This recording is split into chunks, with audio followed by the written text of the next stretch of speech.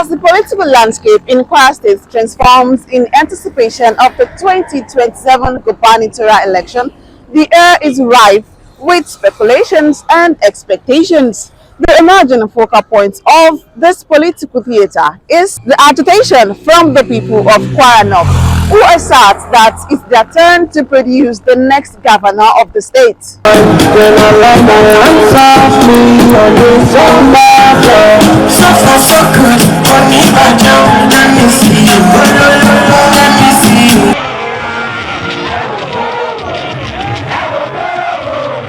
Political parties are gearing up for a fierce battle as politicking reverberates through the state. Within the ruling All Progressive Congress (APC), rumors are swirling that the gubernatorial ticket may be zoned to the north. This move hints at a strategic political calculation aimed at addressing the demands from Kwara North. We are yet to get to the middle of our second term. So any form of talking about taking over in 2007 is still premature. We are going to sit on that at the appropriate time. Even if we had done zoning, this is not the time to release that information. That has from inception been taken care of. Those ones are coming from detractors, and it will not move us because we are going ahead. We have been practicing all inclusiveness, both in gender, in age, the youth, and everybody, either skilled and unskilled, but everybody has been put, round pegs have been put in round holes. The current Speaker of the State House of Assembly, Right Honorable Yakubu Danladi, and the Senator representing Kwara North at the National Assembly, Senator Sadiq Umar, have emerged as front-runners in the speculated gubernatorial race. Their profiles and influences have positioned them as formidable contenders in the impending political showdown. Kwara is built on the three poles. We can't have three senatorial districts, other zones are governing the state, and then we should not look at the other two senatorial districts, especially when we are talking of inclusiveness as regards to governance in the state. So the agitation has started long ago, but we felt it is not over until it is over. We will continue to agitate, and we feel this 2027 will be the year we are going to make history in ensuring equity and fairness in the affairs of governance of Kwara State. Amidst the preparations for the 2027 gubernatorial election in Kwara State, the political spectrum is ablaze with contrasting viewpoints and divergent strategies. While the ruling APC contemplates zoning the gubernatorial ticket to Kwara North, a different narrative unfolds within the major opposition party, the PDP. What should be the concern of every Kwaran today is, come 2027, we should look more into capacity. A candidate from any party, any region, or senatorial district that can give good governance. We all know what we are witnessing in Kwara today. It's nothing to write home about. We need a shift from this mess we have today. So definitely, if we are thinking of moving Kwara forward, come 2027, we should look inward, more deeply into which of the candidates has capacity that can take us from where we are today in Kwara. So, zoning of elective posts is not constitutional. We need to get that right first. It isn't constitutional, it's conventional. It's an ad hoc arrangement within the political party that they want to zone social elective posts into a particular region.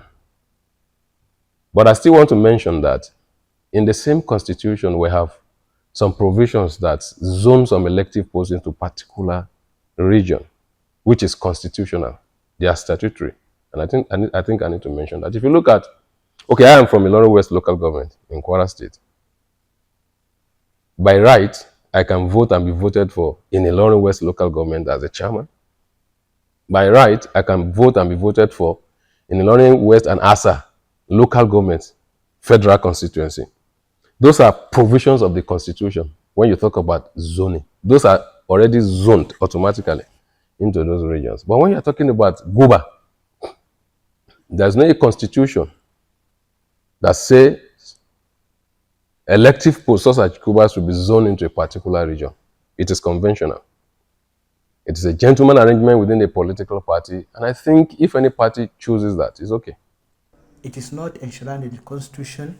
It might not be enshrined in the constitution as the popular notion, but I can tell you the only time we are going to have a more harmonious state is when we ensure equity and fairness. We don't pray to reach that level where there will be an unrest simply because Kwara North people have been marginalized or have been disallowed from becoming the governor of the state.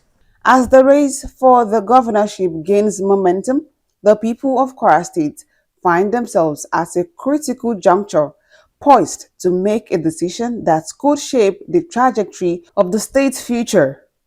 The coming months will undoubtedly witness intense political maneuvering, alliances forming and shifting as aspirations collide and ambitions soar. And you could see a part of Kwara who believe capacity should be put before the zoning. That's exactly the typicality of what we had in 2023, where a candidate came from Kwara North and he didn't score all the votes from Kwara North, which means it is not a popular demand in Kwara North. So we will not expect that in 2027 it will be a popular demand too.